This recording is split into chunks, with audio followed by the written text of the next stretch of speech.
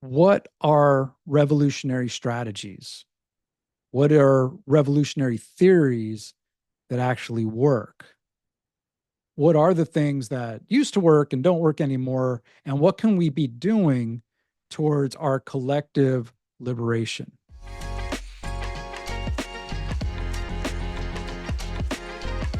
Hello, everyone, and welcome to Conversations for the People with Matthew Solomon.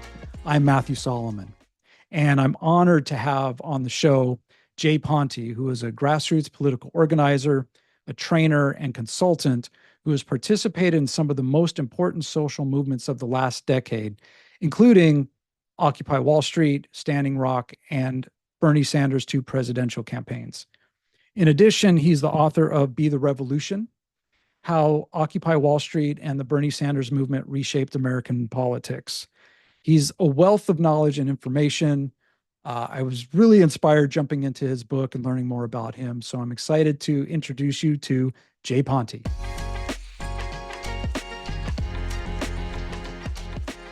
Jay Ponti, welcome to Conversations for the People. It's so great to have you here.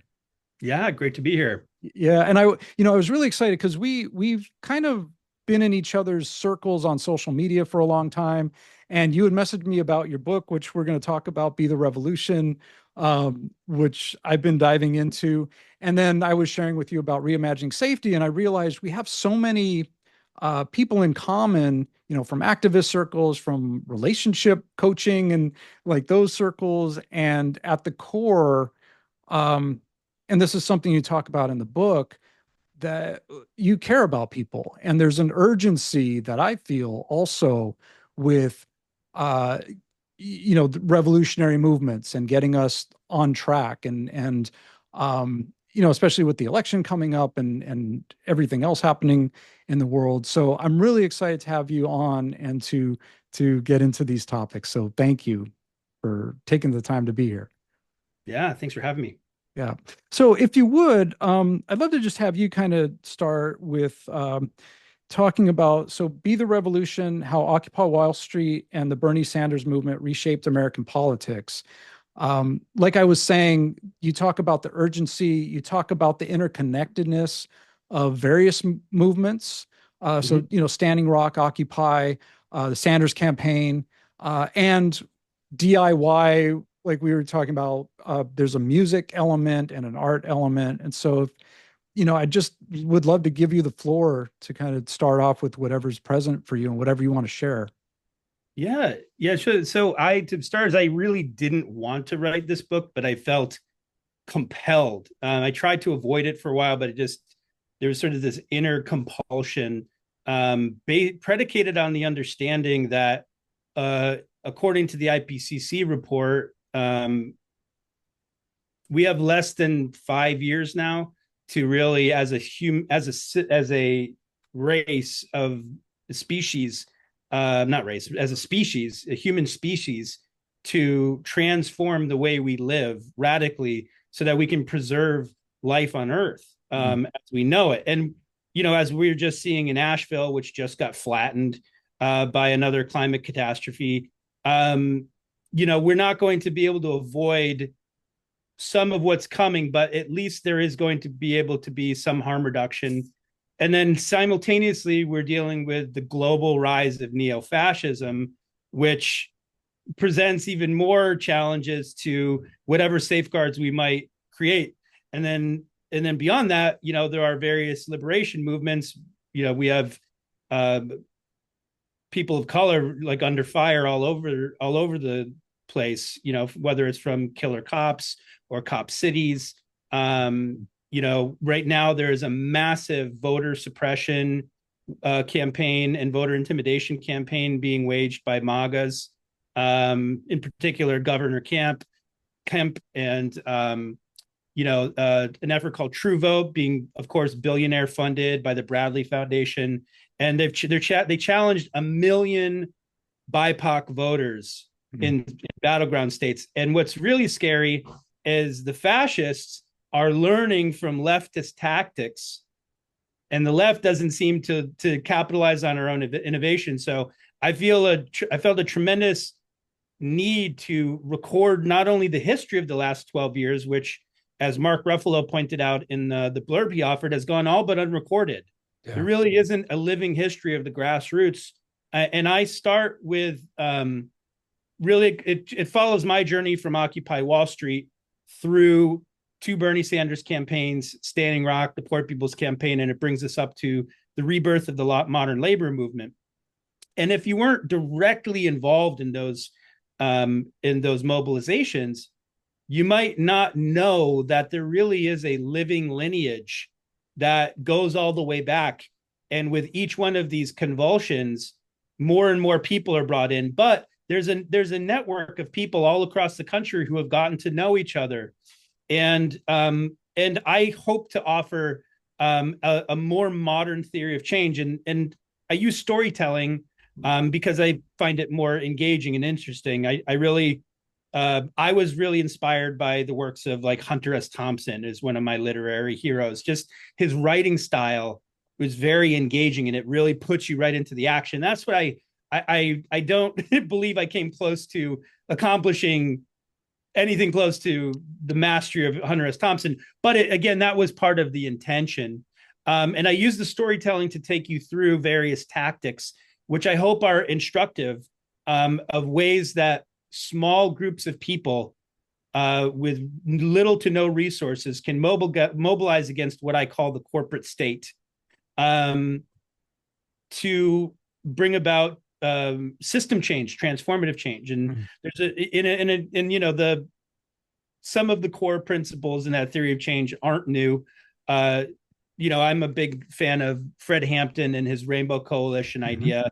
I think that is, one of the issues that I see is a lot of our organizing efforts are very siloed. Yeah. So you have your climate activists over here, you have your labor people over here, you have your BLM folks over here, and people organizing for Medicare, and they don't realize that all of these issues are completely interdependent. Not one of our organizing efforts has the resources to really fully leverage that people power for system change. But as Fred Hampton knew, and probably was killed over this, when we bring together those movements, those interdependent movements to create solidarity, also was seen with Martin Luther King and the anti-war and the civil rights movement. He really was trying to bring class and civil rights together to stop the war machine. That's a scary idea to the people who try to wield, you might call it the ruling class. Yeah. Those who wield. So again, like there's a lot more we can unpack. But yeah, so those are some of the broad strokes. Yeah. And, I appreciate, everything that you just said, because, I did a screening of Reimagining Safety in Atlanta. I think it was 6 months ago, maybe seven. No, actually, it was almost a year ago. Time is going very quickly. And at that point was like the 20 something screening. And I realized in all the cities I had been in, not only were people siloed off, because, different things they were focusing on, whether it was eco justice or BLM or whatever, but city to city and state to state, people didn't know who was doing what. And again, inspired by Fred Hampton, like you were saying, it was like, oh, I need to connect these people so that people in Newark know what people in Sacramento are doing, and that they can share resources, because there's different tactics and different needs that come about, that is like, oh, well, how are you all handling the sweeps of homeless encampments? Because we need help with that. And, so there's been a lot of that, which has been great. And then, like you were saying, there's the lack of uh, strategy or a playbook or the chronicling the history. As a student of transformative social change, one of my biggest frustrations is so much of the textbooks and the papers are really old. It's either, the nonviolence of the civil rights movement, which that approach just doesn't work because the system has figured out how to combat that and weaponize that, right? Like you were saying, the right now weaponizes MLK, and it's like, oh, well, you need to be doing nonviolence. But nonviolence, there was violence in response to that. And it was disruptive. And so I'm curious, before we get into like what some of those strategies and tactics are that we can learn from and implement. Do you have any thoughts on why there isn't why there hasn't been a history or a chronicling? And I know your book started out as a handbook um, for that, if I'm not mistaken. It So did. It was called the Political Revolutionary's Handbook. It was the I submitted an original manuscript that was 850 pages, and the first publisher that I was working with said, "Great, yeah, great job. This is awesome." And nobody's going to read an 850 page book about organizing. And yeah. I said, yeah, that tracks. So I pulled out the stories. So it was a combination of sort of didactic how-tos and storytelling. So I just Be the Revolution sort of, I pulled out the stories, left as much as much how-to as I could, but I really, really wanted the story to carry the reader through so that they could understand that there was nothing special about me. It's really like, if I could do it, anybody could do it. And to sort of, you get some of the tactics through the storytelling. There's one whole how-to chapter like that where we examined our divestment efforts in LA of the group that pushed LA City Council to divest $8 billion from Wells Fargo and then changed the entire request for proposal system, which is really profoundly powerful considering that the group had no resources. Most of the organizers had never been involved in organizing before. So it was important for me to try to present a more modern theory of change. But I think one of the reasons is that most activists are really in the trenches doing the work, and mostly over capacity, under resourced, underfunded. And then I think the people, what you might have might say these the books that give a more academic view, or you have journalists, they're approaching it sort of from a 50,000-foot view, but they don't really have the experience in the trenches of actually, working with humans against a well-resourced, I call the corporate state, which is, it's a broad term that I refer to when we're talking about government agencies that directly collude with private industry, with private security, with the media, elected officials. They meet, they have meetings. Like during Occupy, all of the mayors and all of the sheriffs got on conference calls to talk about the strategies of how they were going to roll out dismantling our encampments. Now, Occupy also had inter-Occupy, so we also had information sharing, which was, I think, a very innovative thing that happened. What's interesting is so many young people don't even know about Occupy, that it even happened, and how it really did shake. If you were there at the time, the establishment was shook because it became a global movement. But yeah, I think part of it is you have, it's very academic, or you have these journalistic efforts, but they're sort of detached from actually being in the trenches. And I hope more people. I mean, there's a great book, Lisa Fithian's "Shut It Down." That's a great book. Yeah, I have that. Yeah, Lisa Fithian, long time. She's an OG. Amazing. I got to work with her at Standing Rock. But she was mentored by Abby Hoffman and the Yippies, and she's a long time in it. So, but you really have very few books, and if they are written, not usually the most fun to read. So it's hard. And again, like I found, there is a lot of resistance. Like I get hired to help do mass media campaigns for social justice causes, whether it's a broadcast or campaign. So I've been effective, more effective than most, in being able to create direct actions or campaigns that break through into mass media, international news cycles, national news cycles. So I've particularly been effective at this, and getting this book out. Boy, I'll tell you, we've made an enormous push, even with having Cornel West, Noam Chomsky, Mark Ruffalo endorsing the book. the amount of traction we've gotten from mainstream press was very, like, pretty much. I mean, we're talking about hundreds of individual requests to directly to producers or bureau chiefs or editors.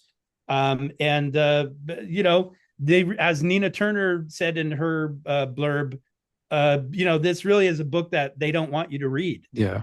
So there are definitely hegemonic forces that have a vested interest in people remaining disempowered and uninformed. And so we continually have each new group of people who decides to get into one of these fights are having to learn everything all over again from Yeah. scratch. And this lack of institutional memory, I think, is a real problem. Yeah. Yeah. That's, I'm the media part. I'm glad you brought that up because that's definitely been an experience of mine having, I wrote a book about the Me Too movement in 2018, and I actually got on local media and had a lot of, support around that, and with reimagining safety, mainstream media, they're like, oh, we don't want to talk about defund. I'm like, well, the film's not really about defund. I mean, that's part of it, but it's really an explanation of the things that we can be doing that create real safety. And Mhm. and then in watching the response to the genocide in Gaza and how that's covered by what's I know it's not left, but MSNBC, right, which is supposed to be like the left, um, Yeah. but Yeah. demonizing college kids. And like there was a whole segment on Stephanie Rule's show where all these experts were like, oh, they're only protesting because 2 years of COVID, they forgot how to socialize. They don't really know what they're talking about, but this is their way of expressing themselves. Not that they're standing up against a genocide. We're seeing all of these horrific images every day, on our phones Mhm. of things that, and so and it's still like almost a year after October 7th, the media coverage is not like it's still very pro-Israel. It's very rare that they say anything negative. Yeah, or they'll immediately lead with, "Do you denounce Hamas?" It's like Yeah. that's entire. So you always have to look at the frame of the conversation. Hmm. So how they frame the conversation is really important. Then that's what they did. Either they ignore you, and then if you do get any coverage, the frame is controlled very tightly. And we have to, as activists, get creative with that. Like there's a story in the book, um, about when Occupy Camp was raided. And I mean, I've been saying for weeks, like they are coming. Like people are like, we're not leaving. I'm like, yeah, we are leaving. Like, Yeah. like they are coming. Like they're definitely coming. Um, but there's a story in the book of how the about 1,500 riot police showed up twice. The second time they showed up, it was clear it was over. And for me, like I spent a lot of these efforts. I spend most of my efforts in the either doing trainings or in the media tent or doing direct actions. But I spend a lot of times in like the comms part. And so what we did was I knew the story was going to be, oh, this was a health and safety issue. That's why they had to remove us. Hmm. So what I was able to do was, it was probably 2 or 3 in the morning. I got a giant roll of garbage bags, and I was able to enlist hundreds of people in cleaning up the camp. And sure enough, when we got home and the morning news were on, the camera kind of zoomed in. There was no trash. Yeah. There was no trash left, and so I swear to God, the reporter zoomed in on. There was one single McDonald's bag Yeah. on the ground, and they zoomed in on it, and they're like, they had to remove for health, but there was no narrative, you know. Yeah. Or when we organized the direct action against Secretary Clinton, which was supposed to highlight the money in politics, the gross money in politics. So I organized a direct action outside of George Clooney's house, where we Hmm. threw $1,000 at her motorcade because the Clooney hosted Secretary Clinton fundraiser was $30,000 a plate, and you have the entire you have the most famous and powerful people in Hollywood in the world attending this fundraiser, and we organized at the house of the family who owns the 99 cents only stores. We organized a $27 Feel the Burn Bernie Sanders party 2 houses down. But when we threw the money at um, the motorcade, which was designed to get media attention, and that was a tactic that's been done before to protest FIFA, or the Abby Hoffman and the Yippies had done it at Wall Street. Mm-hmm. But basically, they went into overdrive to say that we were trying to suggest that Secretary Clinton was an exotic dancer or something like that, mm-hmm. Which was ludicrous because we were in Rosemary Clooney's "We're in the Money," the skies are sunny. Like but they omitted that they omitted that bit of information. Like they just played the footage. And also, I was talking to the CNN reporter, and I said, "Hi, I'm the lead organizer of this event. Would you like to know why we've organized this?"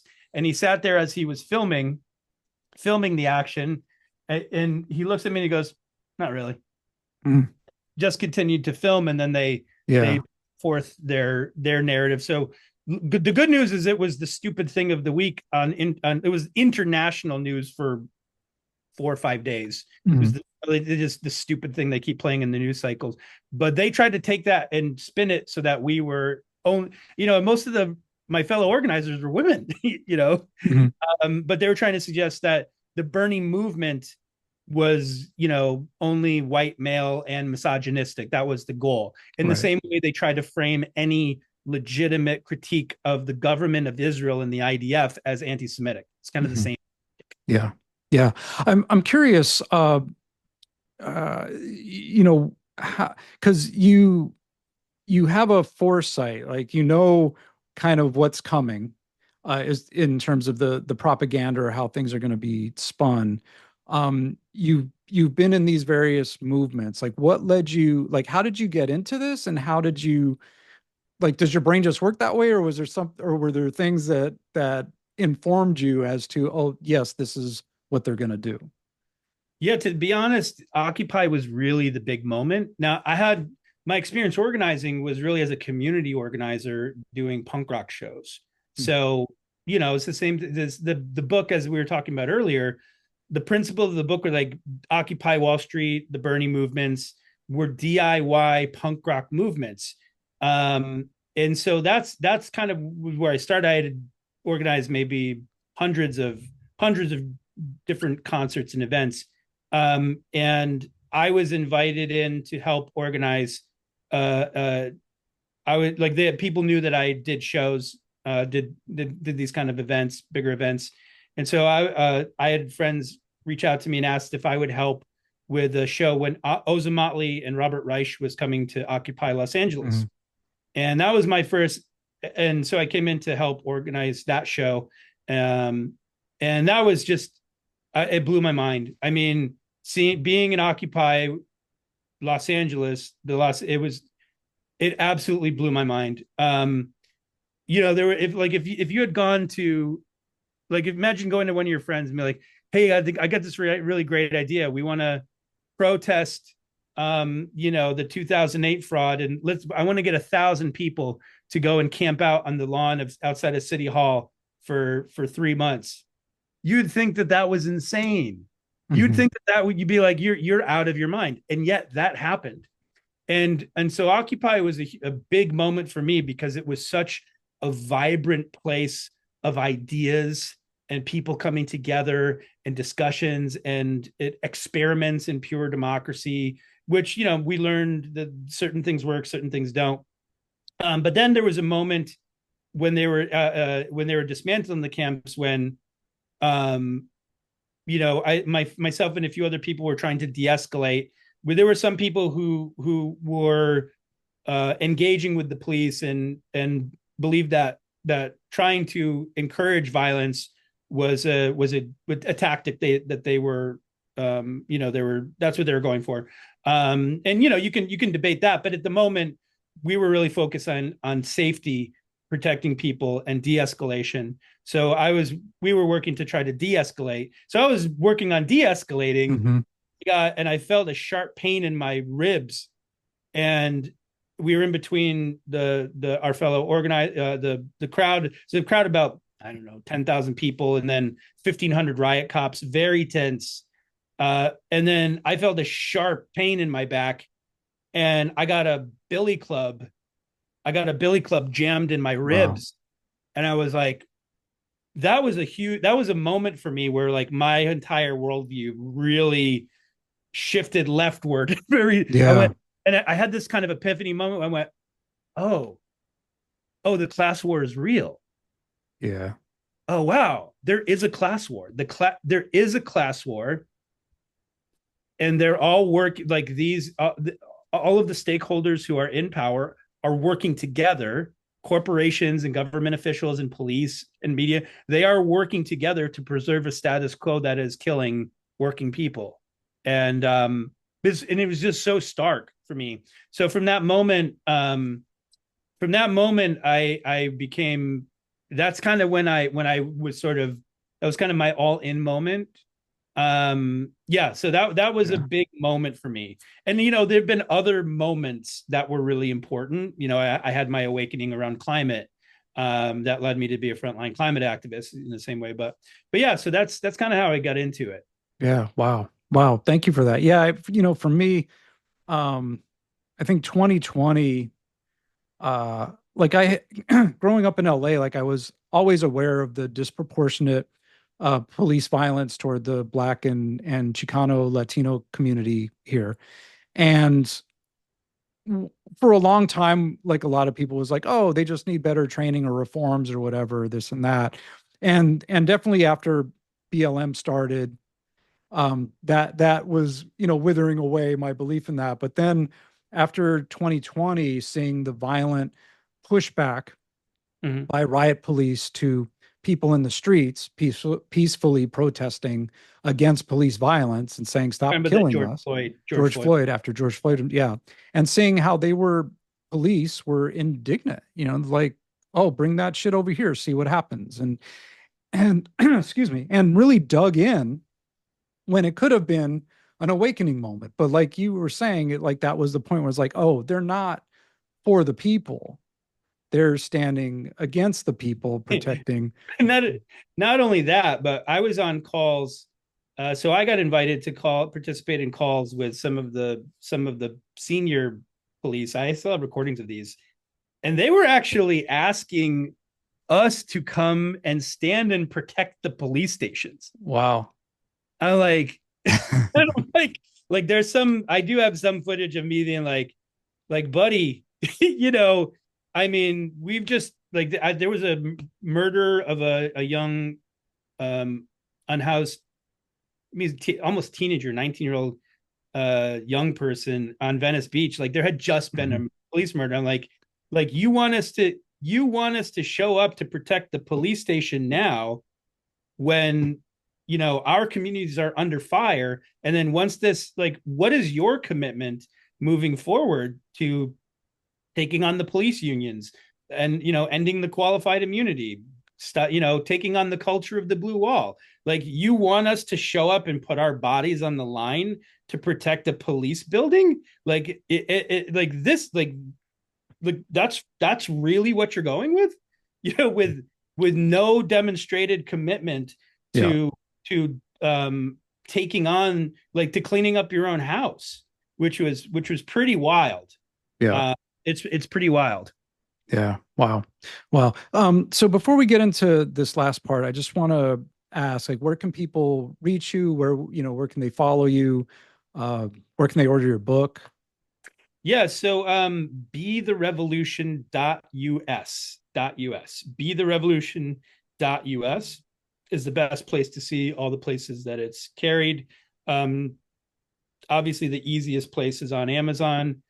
I would have preferred not to sell on Amazon, but there really isn't much way around it. Also, there is an entire story about how the Amazon labor union activists organized their campaign. So I do kind of like the idea of Amazon selling a book about the Amazon labor union, which I think Yeah. it does have some irony that that pleases me. But yeah, also I recommend there is a free there's a free chapter that didn't make it in the book. My editor cut it out because it was a little too didactic. But there's an entire chapter that is very relevant now called "Why Trump Won." Mm. Called "Why Trump Won," and so if you go to betherevolution.us/home and then you put in your email address, you can get the free download of that chapter, and you can get a free chapter, and then that's the best way to stay in touch with everything that we're doing.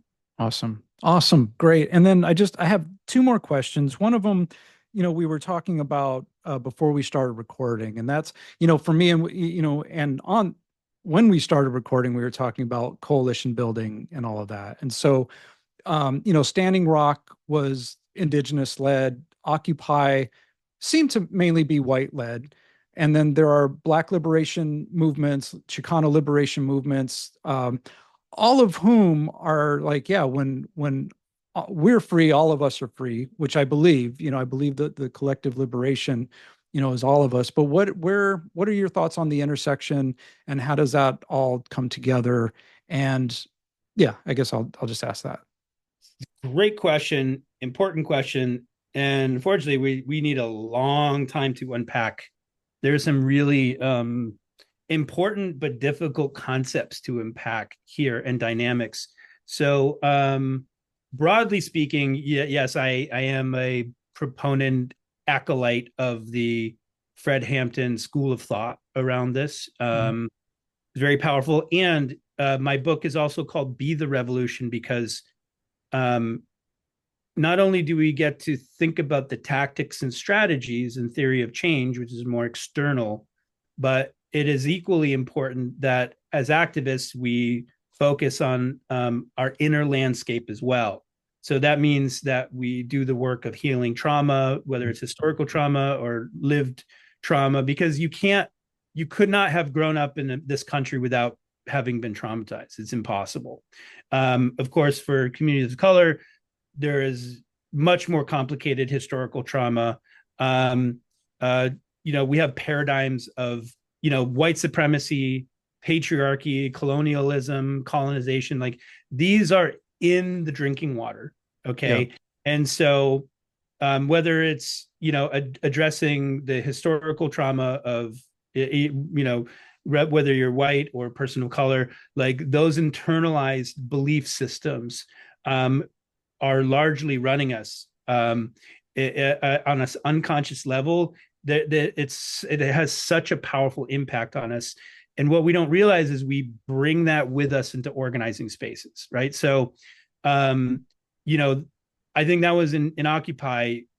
It would have been much more effective if we had decolonization or anti-racism, and I think that a topic, a concept I talk about in the book a lot is prefigurative politics or prefiguratism, which is basically kind of stepping over the strategic part to get to the performative aspects. Like Mm. I say, the whose streets, our streets. Well, they're not really your streets, Yeah. Or if I put a Black Lives Matter lawn sign in, like, okay, it's great to show solidarity. Okay, that's good, but that's not really going to dismantle systemic white supremacy, right? And it's also not anti-racism work, so Yeah. there's, I think, especially amongst liberals, there's sort of this proclivity to have some kind of performative show of solidarity without really addressing your conditioning. Yeah. So I'm a big fan of trainings. I always, whenever I do a Be the Revolution training, you know to date, I've always invited, whenever possible, I invite a local indigenous organizer to talk about whatever they want to talk about with indigenous organizing, because indigenous folks are always the tip of the spear when it comes to fighting fossil fuel extraction projects. Mm. They know a lot. And, a lot of times you'll have white organizations parachuting in, and so this can be a really destructive dynamic when you're coming into any frontline community. It's really important to center and be humble to the people who are actually in the community doing the Yeah. work. But I'm a fan of trainings, big time, because there's a lot to heal and unpack and work through in a safe transformational setting, to uncover and sort of work through some of these destructive paradigms that we bring with us. And so many times I've seen derail and dismantle our organizing efforts from within. It creates a lot of interpersonal conflict. I mean, more times than I can count. And I'm sure anyone who's got any experience doing this will will have a lot to say about it too. Yeah. Well, thank you for all of that. That's extremely important. The last thing, and before we go, when you were talking about messaging, um, is there anything like we can quickly take away with how we can focus our messaging, or what our messaging can be, or uh, unifying us in the ways that can have a positive impact, can like move us down the road quicker? Yeah. So I am a I am a proponent of looking at sort of mainstream messaging tactics. You'll see the fascist right is very good at taking very complicated issues and turning them into a simple trope. Yeah. Right. And they've always done this, whether it's talking about the welfare queen, or, Mm-hmm. they find a way to create an anathema, or Joe Biden's, you're paying too much gas because of Joe Biden. Yeah. You're paying too much groceries. So they're taking something that's very personal and they're turning it into a very simple idea. They're lying. Yeah. They are lying. I mean, you can say, yes, it's true in the fact that with respect to our government has done no intervention into corporate price gouging, or, like, yes, you can make a very broad argument that but they're not saying that. They're saying that he did this to you. Yeah. Right. Which is demonstrably false. Yeah. Okay. Yeah. CRT makes 6-year-olds hate America. Exactly. Yeah. And there's an entire chapter on QAnon of how they even, Yes, I wanted to. Yeah. they even took, they actually targeted conspiracy theory communities, new age communities that were more susceptible to some, and they basically created a psyop that was about a psyop, Yeah. which is so meta, it's crazy. But they were able to use these simple ideas like save the children. There's no children being saved. They're inventing. I'm not saying that sex trafficking doesn't exist and is a problem. It is, Right. but Mhm. there's no. They're trying to suggest that in 2019, 2020, that the Democrat. I'm not making this up. Yep. I'm not making this up. They're trying to suggest that Tom Hanks and Oprah Winfrey and Joe Biden. By the way, I'm not a big Joe Biden fan ever. Like, to be clear, Yeah. not a fan. Yeah. Okay. But, and I hate having to defend that, but he is, as far as we know, not trying to kill babies in satanic rituals to drink bloods so that they can achieve immortality. Yeah. Okay. That's what QAnon was putting out these ideas. And I also talk about on instances on the left when it's been done well, like at Standing Rock, reframing those of us who are standing on the front lines not as protesters being against something, but water protectors. Yep. Really ingenious. Reframing the entire David Graeber's reframing the entire conversation of Occupy Wall Street about the 1% versus the 99%. Brilliant. It's so brilliant because it conceptually really, it takes, prior to that, you couldn't even talk about the idea of class war or socialism. It was unthinkable. Like in American discourse, you couldn't talk about that. They would say, "Oh, you're against the wealthy. That's class war," and not in a way that was cool, But just saying we are the 99% gives you this entire conceptual architecture and metaphor for the entire fight, and it reduces it. It's like, wow, there's so many of us and there's so few of them, and granted it's actually the 0.01%, but yeah, right. It was such a powerful message which absolutely transformed class consciousness in America. Yeah. Which I think is worth noting. Yeah. Awesome. Well, Jay, thank you so much. I want to talk more. Hopefully, we can have you back on and Sure. dive into it. But really appreciate it. Everybody should go out and get Be the Revolution. And yeah, thank you so much for being here. Yeah, and let us know if you want us to ever come in and do trainings for young people and buy this book for especially for young people or people who are on the front lines, or if you yourself are feeling like you want to get into the game but don't know where to start. I think this is a really powerful offering in that regards. So, but thank you, Matthew, and thank you for all of your work. Thanks for having us on. Big thank you once again to Jay Ponti and to all of you for watching and listening. Make sure and check out betherevolution.us. We'll post all of Jay's socials and contacts in the show notes. And make sure you go and watch Reimagining Safety at reimaginingsafetymovie.com, Reimagining Safety on Instagram, and follow, like, subscribe, share Conversations for the People, and keep this going. So, as always, until next time, all power to the people.